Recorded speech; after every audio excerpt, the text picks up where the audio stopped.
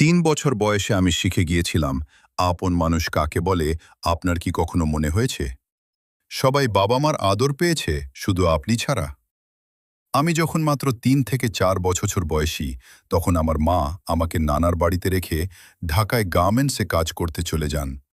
তখনকার বয়সে আমি তেমন কিছু বুঝতাম না, সারাদিন কেবল খেলাধুলায় কাটত। তবুও মা দিনে ২-৩ বার ফোন করে আমার খোঁজ নিতেন, যা আমার ছোট মনকে শান্তি দিত।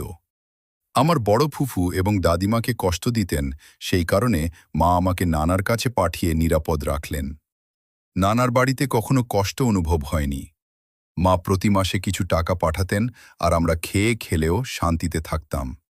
আমার বয়স যখন ৮ থেকে ৯, তখন মুসমানি করার সময় একদিন মা, দাদা ও দাদির সঙ্গে সম্পর্কিত কিছু জিনিস নানার বাড়িতে পাঠিয়ে গিয়েছিলেন: লুঙ্গি, গেঞ্জি, গামছা এবং অল্প কিছু টাকা। তখনকার ছোট মনটা এতে অনেক আনন্দ পেয়েছিল। কিন্তু ১২ থেকে ১৩ বছর বয়সে হঠাৎ হালকা অসুস্থ ভাব অনুভব করতে লাগলাম। তখন থেকে বাবা ও দাদার কথা মনে হতে শুরু করল। আমি ভাবতাম কেমন হবে তাদের আদর, তাদের ভালোবাসা, তাদের কাছে আমার থাকা। সেই চিন্তায় অনেক কষ্ট অনুভব হতো। কিছু সময় পর আমার বাবা ও দাদার সাথে যোগাযোগ হয়ে গেল। হঠাৎ হঠাৎ তারা আমার খোঁজ নিতে শুরু করল, ফোন করতে লাগলো। একদিন আমি আমার দাদার বাড়িতে বেড়াতে গেলাম।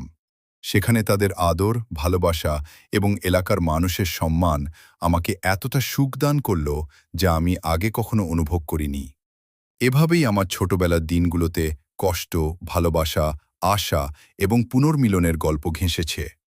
জীবনের এই অভিজ্ঞতা আমাকে শিখিয়েছে যে জীবন কখনো সহজ নয়, কিন্তু মানুষের ভালোবাসা এবং সম্পর্কই আমাদের সব কষ্টকে সামলাতে সাহায্য করে।